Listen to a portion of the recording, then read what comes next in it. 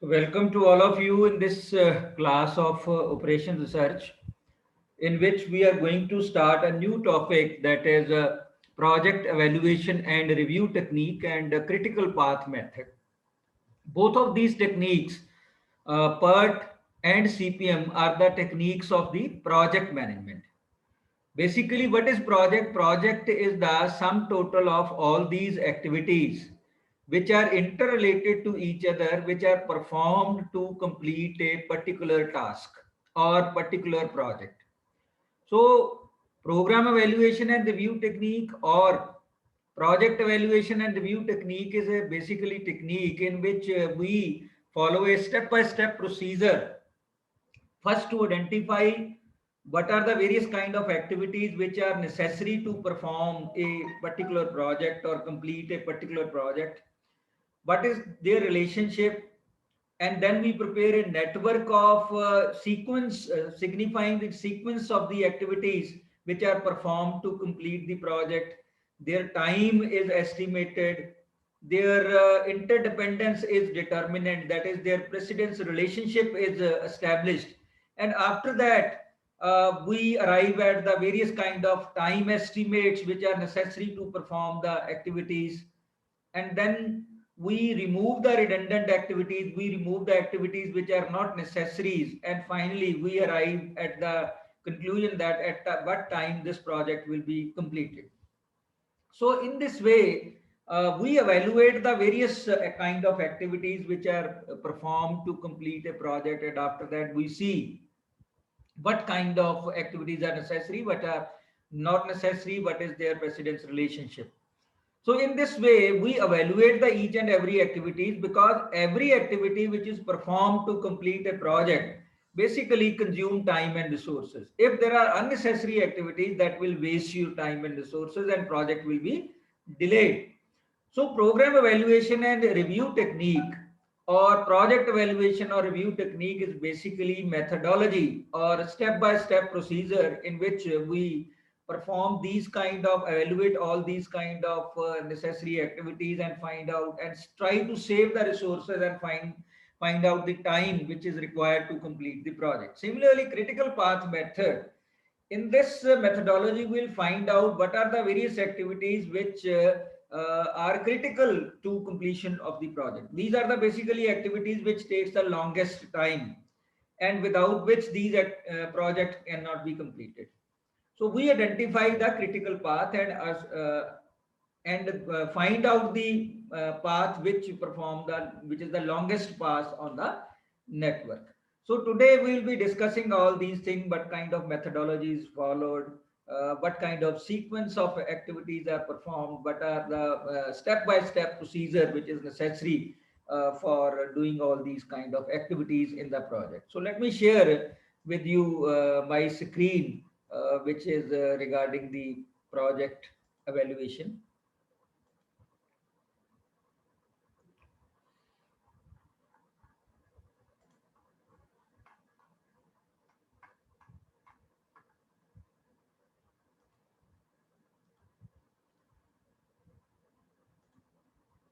So we'll be focusing on program evaluation and review technique, which is shortly named as PERT. So as I have already told you that program evaluation and review technique, as well as the critical path method, both are these techniques are the project management.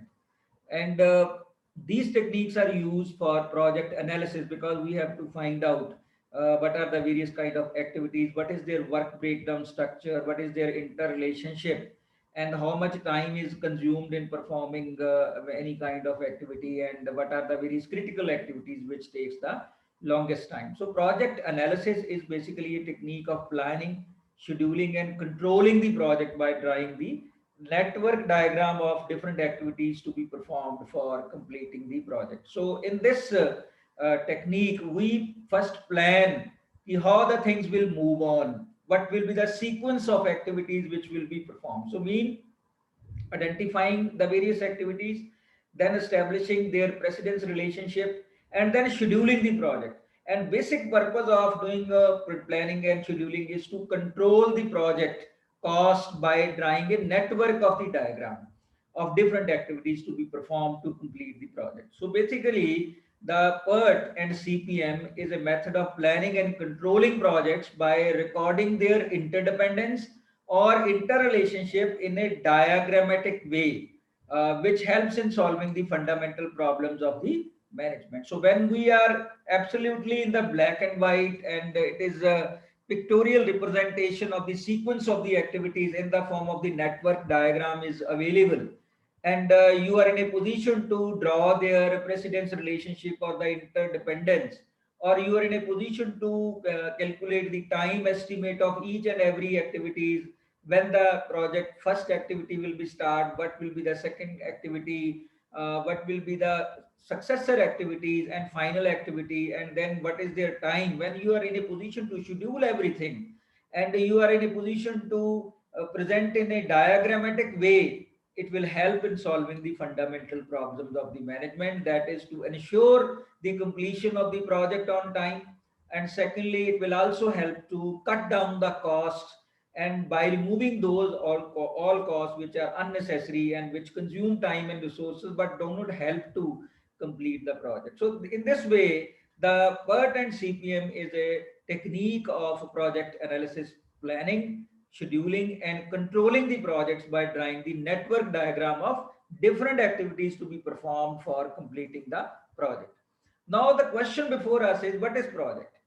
Basically, as I have already told you, that a project can be defined as set of activities, or it may be defined as a job, which are performed or executed in a certain order. That means we follow a certain precedence relationship. Which activity will be predecessor activity, which activity will be successor activity, and which are interconnected and determined logically or technologically, or it has to be completed within a specified time and cost. So project is a set of activities or jobs which are pictorially depicted, and which is logically interconnected through the precedence relationship. So the activities are interrelated in a logical sequence. That means sequence must be in such a way that some activities cannot start until some other activities are completed. So basically, when we say the project, the term project is used to define the sum total of all the activities which are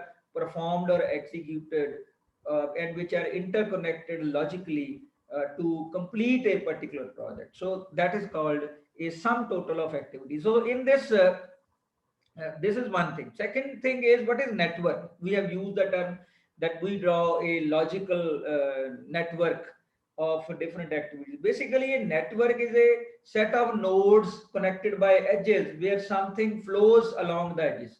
So examples of the network include human nervous system, a genealogical chart, or a system of the highways. When you see through the internet, you find out the various areas of a particular, and the maps are analyzed, you see that roads are interconnected. So basically, a network is a pictorial representation of a different kind of precedence relationship of the activities of the project, in which these are activities are represented by the arrows, and their start and ending point, which are known as the events, they are depicted by the small circle or node. So network is defined as a set of nodes connected by edges, or something flows along the edges.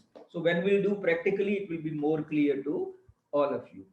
Now, why do we do or perform the sequence of processes of analysis through the PERT and CPM? There are certain questions which are answered by these techniques. But first question is, it will, when you use this technique, program evaluation and review technique, it will help you to find out when this project is going to be completed, because we are going to perform all those processes to find out. First, we will divide the project into work breakdown structure. We will divide it into different activities, and then we will draw their precedence relationship. Then we will depict it on the network, and we will calculate its three time estimate, that what is the most likely time, if everything goes well, of completing the activities. What is the optimistic time that what is the pessimistic time and what is the most likely time. So pessimistic time, if everything goes wrong, uh, how much time it will take to complete the activities. If everything goes well, that is the optimistic time, how much time it will take to complete the activities. And most likely, if average normal behavior is there, when this particular activity is going to complete, how much time it is going to take. So when we estimate the time of various activities and draw the network and find the critical path, we are in a position to know what will be the time at which the project will be completed if it is started at a particular point of time. Secondly, when you perform the PERT or CPM, when you analyze through it will help to find out what are the various activities which takes the longest time and what are the critical activities, those which if delayed will delay the project. So these are the very critical activities. If these activities are delayed, definitely our project will also be delayed. Secondly, thirdly, we will be able to find out what are the non-critical activities, those that can run late. These can be delayed because these are not critical activities. If 1 or 2 hours they can be delayed, even then project will not be delayed because the floats that mean the point of time for which an activity can be delayed is positive. But in case of critical activity, the floats of activities, the point of time for which an activity can be delayed will be zero. So this will be revealed through this project analysis. Fourthly, we'll be able to know how late can activity run without significantly delaying the project, if we can delay any activity.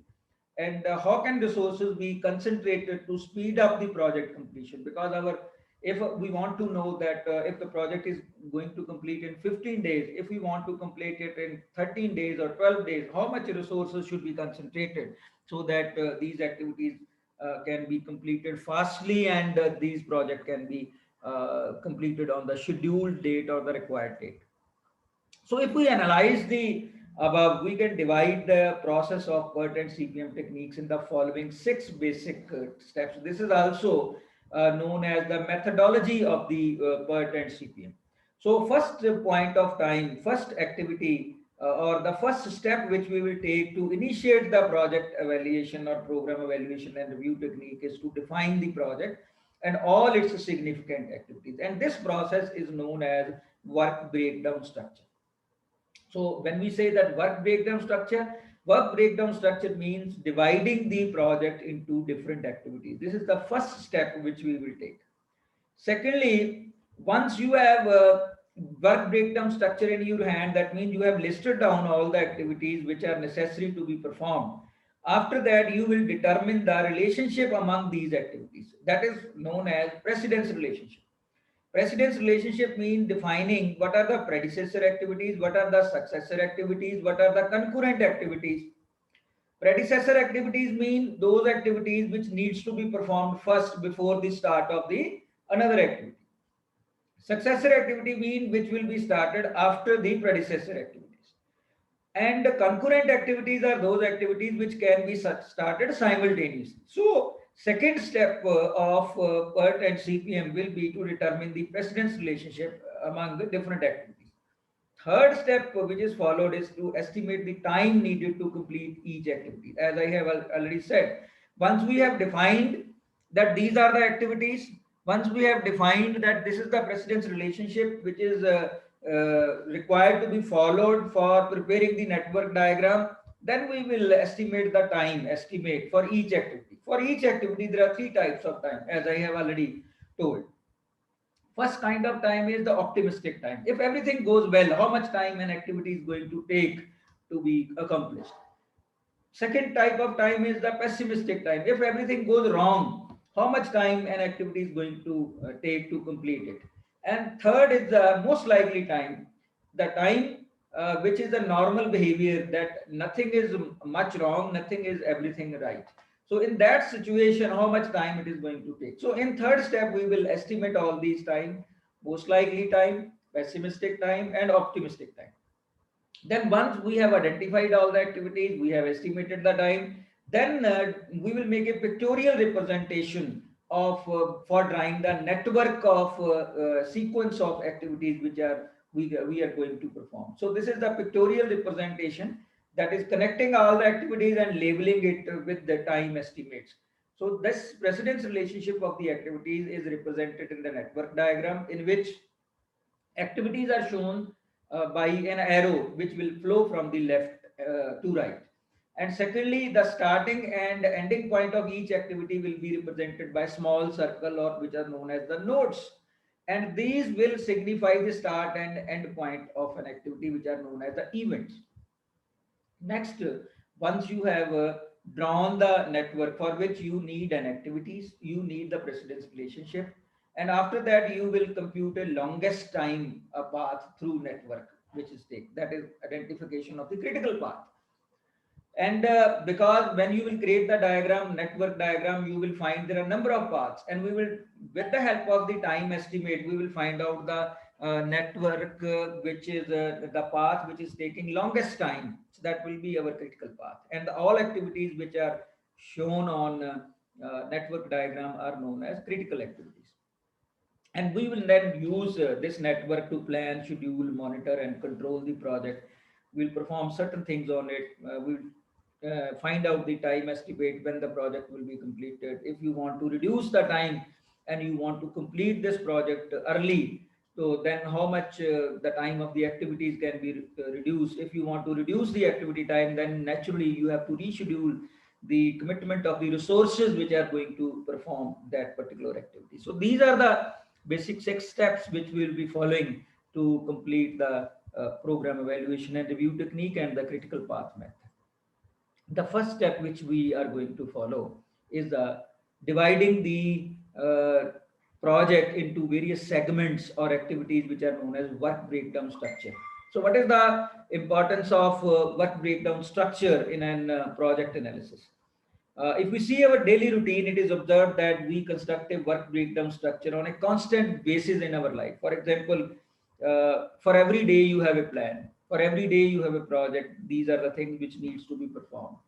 Right from waking up in the morning by readying yourself for going to a particular job, and then coming back to your home after completion of these tasks, we follow a certain kind of work breakdown structure. So in fact, nothing is ever done without work breakdown structure. So we wake up in the morning, we brush on our teeth, have breakfast, and so on and so forth, till we meet our final objective, which is to get dressed in the morning to go for work. So in essence, work breakdown structure is the structure of that one big objective in small manageable tasks. So we divide the main project into small manageable tasks which are performed by us during the completion of the project. So in order to make analysis of the project, the most important task is to prepare work breakdown structure.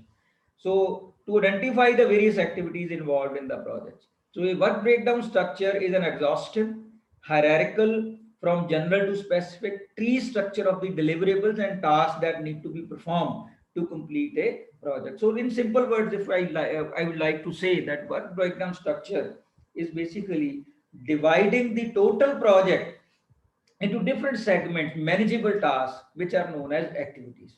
So dividing the project into various kinds of activities so that we can have a look into it, that how the project will be completed by performing the different kinds of activities, that is called work breakdown structure. So this is the most important task. If something goes wrong here while identifying the various activities, if you are not properly scheduling the activities, if you are not finding out the important tasks that need to be performed to complete a project, then definitely we are not going to be get a success. Because if some unnecessary activities are involved, or some important activities which were necessary has been left out, then we will not be able to complete the project. So work breakdown structure in project analysis is a very, very important task, very, very important segment of the program evaluation and review technique. If we ignore it, definitely we are not going to get success. So this is a very, very important task. The purpose of work breakdown structure is to identify the terminal elements, that means the actual items to be done in the project. So therefore, work breakdown structure serve as a basis for the project planning. So a complex project is made manageable by first breaking into the individual items or individual segments. So such a structure define task that can be completed independently of other tasks, and it will facilitate the resource allocation, it will facilitate the assignment of the responsibilities and measurement and control of the projects. So therefore, the most important segment of the program evaluation and review technique is the preparation of the work breakdown structure. Here you brainstorm on the project and find out the various activities which are necessary to complete the project. For example, if in your house you have to organize a marriage function, so definitely members sit together, then they break down the structure to identify how to proceed it.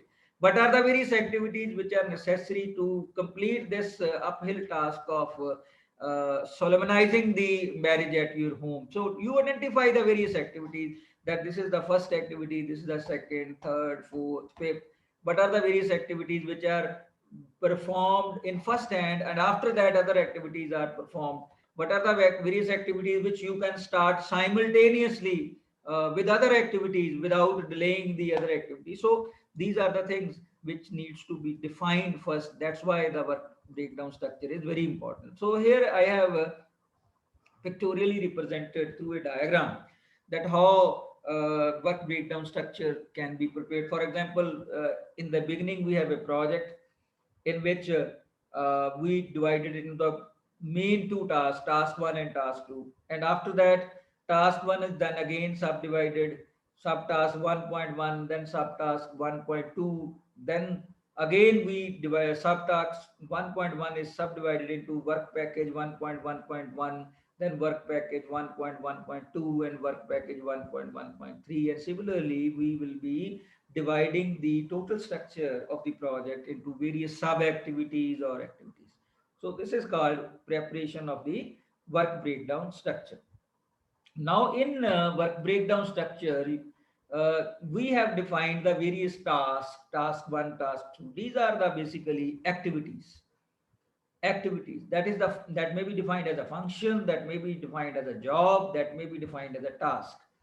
Basically, an activity is defined as any portion of the project which requires the expenditure of time and resources for their accomplishment. So, any task which is performed to complete the project, which consume your time and resources, that is known as an activity. In other words, an activity represents some action or a time consuming effort required to complete specific part of the project. So it means activity confirms the following statements. There are two statements. Number one, it cannot begin until certain other activities are completed. That is, activities always have definite beginning and ending. So activities are represented in the network graphically by an arrow. Let's see to it. So this is one arrow which is flowing from left to right. And in the beginning of this arrow, there is one small circle, and in the end of this arrow, there is one small circle. These small circles are known as nodes. That means these are representing the start point and end point of an activity. So basically these are known as events. So every activity will be having one starting point and one ending point, and these starting and ending points are known as events. Let me remind you that these events do not consume any time and resources. Only activity consume time and resources. When I say that these are the event, that means these are the symbolic to which signify the start of an event and end of an event. For example, you must have seen the 400-meter or 100-meter race of the students in your sports meet. The sports meet is started with the symbolic gunning a shot through a gun point. That is only symbolic. That is not going to consume the resources of the human being which are going to perform the race. But ending point is a thread is there in the hands of the few people. When it touch the body of the person at the end point, that means that person has completed the race for the first time at the first place. So these are two symbolic things. Firing a gun to symbolize the start of the event activity, and having a thread, touching the thread to the body of the sportsman, that is called the end of the that race. These are the symbolic events. They don't consume the resources of human being who is running, but they are just symbolic. These are known as events. So the activities are represented by the events. One is start event, one is ending events. And when you will prepare the network diagram, that is pictorial representation of the various activities in the network, which is represented by the arrows, which are flowing from the left to the right. These small nodes will be representing as the events. So there are a number of kinds of the activities which are performed. As I have said, that first we identify the various activities, that is the preparation of the work breakdown structure. After that, then we create the relationship of the different activities which are necessary to perform the project. That is called creating a precedence relationship. Precedence relationship means defining their interdependence. In When we define the interdependence, we have various kinds of the activities. First kind of activity is predecessor activities. Predecessor activities are basically those activities which are required to be performed before the start of the another activities. So activities that must be completed immediately prior to the start of the another activity are called predecessor activities. So as I have shown in this network diagram, there are two activities. One is A activity, one is B activity, which are represented by the arrows which are having start and end events. So A activity is necessary to be performed before the start of the B activity. So A activity is known as predecessor activity. Now, after the A activity, B activity is to be performed. This is known as a successor activity. So here there are two activities, A and B, and A is called predecessor activity and B is called successor activity. Now, successor activity, that means which are performed after the predecessor activities, activities which cannot be started until one or more activities are completed. That is the activities which follow another activity is called successor activities. Let's see in the same example. B activity is a successor activity and it can be completed only if A has been completed. So here B starts when A completes. Hence B is called successor activity of the A. Then we have the concurrent activities. All those activities which can be started simultaneously. For example, in this diagram, you see that there is one A activity. After that, from the ending point of the A, two activities B and C are starting. These are started simultaneously. Simultaneously means without the loss of time, you can easily start both simultaneously. They are not dependent to each other, but they are dependent upon the A. So A is a predecessor activity for them, and for A, B and C are the successor activities, but these are also concurrent activities. So activities which can be accomplished concurrently or jointly, simultaneously is called concurrent activities. Then we use certain in project. We use certain kind of activities which are known as dummy activities. Basically, these activities which neither consume time or resources but are simply creates a link between the events are called dummy activities. For example, now here in this project, in this network diagram, A is a predecessor activity, first activity. After that, B and C is started. But B and C are simultaneously started. They are not dependent upon each other. But we may have another activity which may be known as D, which can be started only if B and C both has completed. But in the network diagram, which we will see in the later on, we cannot have the open-ended diagrams that B is ending at some point and C is ending at some points. But those activities which are started simultaneously, they may have separate ending points also. So in order to show their relationship that the completion of B and C is necessary to start the D, we will join them with the dotted arrow, which is known as dummy activity. So this activity will not consume any time and resources, only it has a symbolic uh, picturization in the network, which shows the relationship of B and C is necessary to complete the D or to start the D. That is known as dummy activity. So in same way, for example, we have A activity and C activity, but A after A activity, the D activity can be started, and but similarly B activity has to be completed before the start of the D activity. So we can show it with the help of the dummy, that is the dotted arrow. That is called dummy activity. The next point is when two or more activities run in parallel. For example, we have shown here B and C run in parallel. They are concurrent to each other. They will have a separate, if they have same starting point or same starting event, they will have separate ending points or ending events as shown in this project. So this kind of situation will never happen. We will not show. This is the wrong thing. When two or more activities run in the parallel, such that they would both begin at the same event or mode, then finishing at the same event or node will not be possible. So here you can show them as a parallel activities as like this. A and B are simultaneously started, but you will not say that their arrows are ending on the same event. That is the wrong picturization of the network.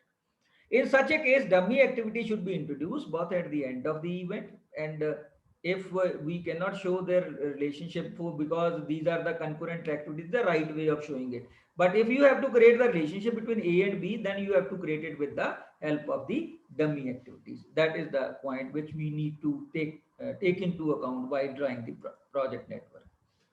Similarly, for example, if A, B, C, D, and E are the activities which are all start activities at the beginning, and they are merging into different nodes, and after that, they will form the final project. So you will connect them with the dummies and end with the same node. So this is the way of finishing the project in some situations. The next event term which we have used here is the event, nodes or connector. As I have already explained you, the event is a specific point in time, indicating the beginning and end of the some of the activity. It is a milestone and doesn't consume any time and resources. In simple words, the beginning and end point of activity are called events or nodes. So thus is usually represented by a small circle. So every event will be numbered in the project. So the tail event, this is start event, start of an activity will be represented by the tail event, and finish of an activity will be represented by the head event. Similarly, in the merge, there are events of various type. For in the event in which various activities are merging, that is known as merge event. The event from which various activities are bursting, that is known as a burst event. And sometime merge and burst events, these are the merge events. Same activity may be merge event or same activity may be a burst event. So even when you will practically prepare the network diagram of your project, you will be able to analyze it.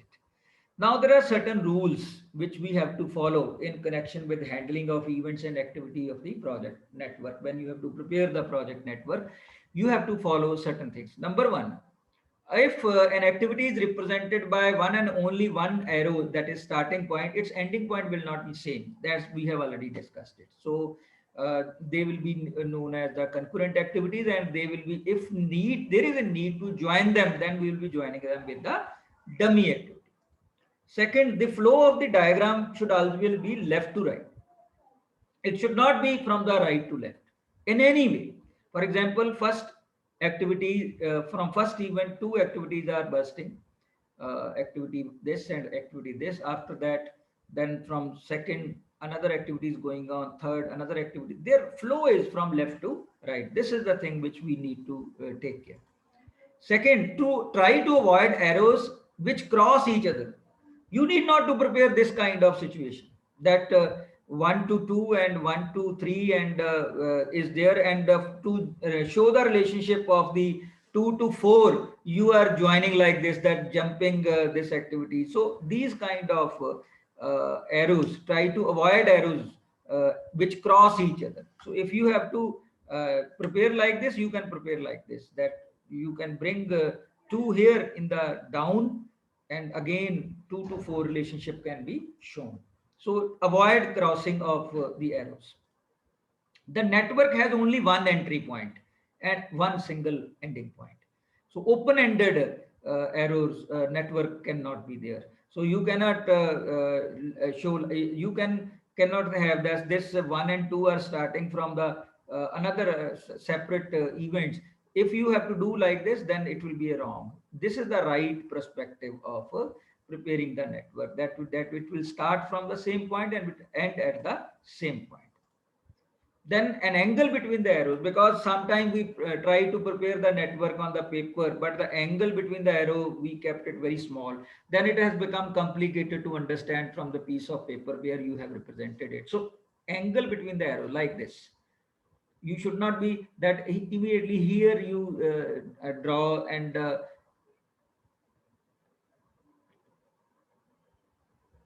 you should not show like this, that you bring this arrow more closer to this and here, then it will be very difficult to understand. So this is not a rule, basically this is to for the convenience of the user of the network, that they can understand it very easily. So these are the certain points or cautions which I would like to discuss today. Tomorrow we'll be starting how to prepare the network. If you have an example before it, how we will proceed to prepare the network. So once the network is prepared, first we will define the work breakdown structure, how the work breakdown structure is prepared. After that, then we will move on how the things take shapes to prepare the network, how the times are estimated, how the critical path is identified. There are two methods of identifying the critical path. So two lectures I will be spending more on this topic of program evaluation and review technique. So tomorrow we'll be meeting with the second part of the PERT and CPM. So now you can on your videos, and if you have any query, then you're most welcome.